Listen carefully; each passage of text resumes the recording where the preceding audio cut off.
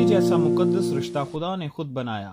جب آدم اور حوا کو پیدا کیا اور پیدائش کی کتاب میں جو خاص ہدایت دی گئی تھی وہ یہ تھی کہ وہ ایک بدن ہوں گے، مطلب کہ 1 یونٹ ہوں گے، بظاہر 2 لوگ مگر ایک ہی گنے جائیں گے، ان کی مرضی اور فیصلہ ایک ہی تصور کیے جائیں گے۔ خداوند یسوع مسیح نے متی کی انجیل میں 1 سے زائد شادیوں کے ابہام کو ختم کر دیا، یہ کہہ کر کہ خدا کے پاس اور روحیں بھی تھیں مگر اس نے اس کو ایک ہی بیوی دی تاکہ سب کچھ قانون فطرت کے مطابق چلے۔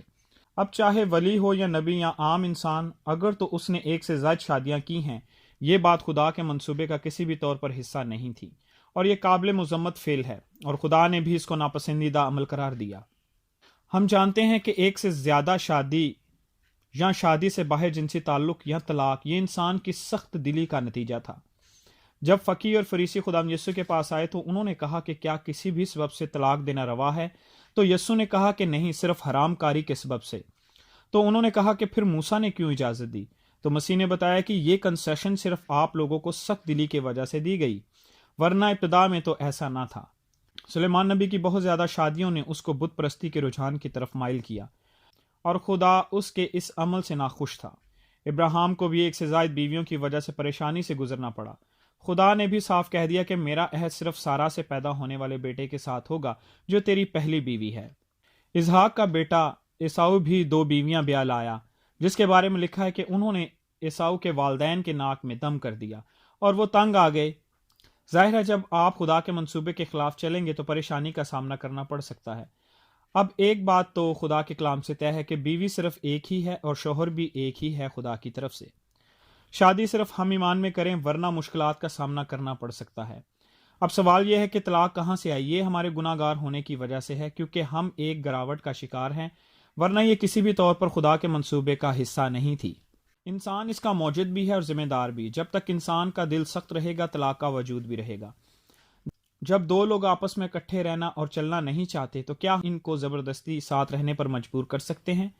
ہم صرف ان کی کاؤنسلنگ کر سکتے ہیں، باقی فیصلہ ان کا اپنا ہوگا۔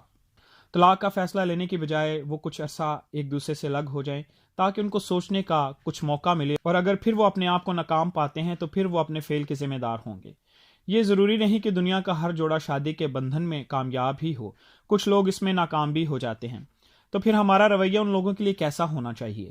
یقیناً ہمارا رویہ ان لوگوں کے لیے محبت اور ہمدردی کا ہونا چاہیے، کیونکہ ہم بھی تو کہیں نہ کہیں ناکام ہوتے ہیں اور خدا نے ہمیں اپنے حضور سے نکال نہیں دیا۔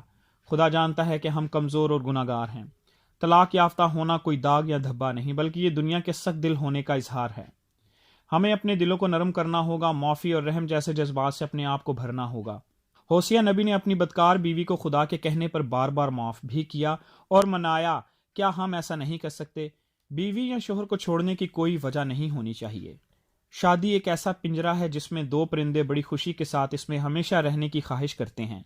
اس میں سے صرف وہی فرار ہونا چاہیں گے جو اس میں خوشی کے ساتھ آئے ہی نہیں تھے۔ میاں بیوی میں لڑائی جھگڑا ہو جاتا ہے، یہ دونوں اس کینچی کی مانند ہوتے ہیں جو مخالف سمت میں چلتی ہے تو چیزوں کو کاٹتی ہے، مگر جو اس کینچی میں آئے گا وہ کٹ جائے گا۔ اس لیے کسی بھی جوڑے کے نجی معاملات میں ٹانگ اڑانے کی کوشش نہ کریں ورنہ کٹ جائیں گے۔ خدا کے کلام کے مطابق شادی ایک ایسا بندھن یا عہد ہے جس میں میاں بیوی کو صرف موت ہی جدا کر سکتی ہے، ورنہ طلاق تو انسان کی سخت دلی کا نتیجہ ہے۔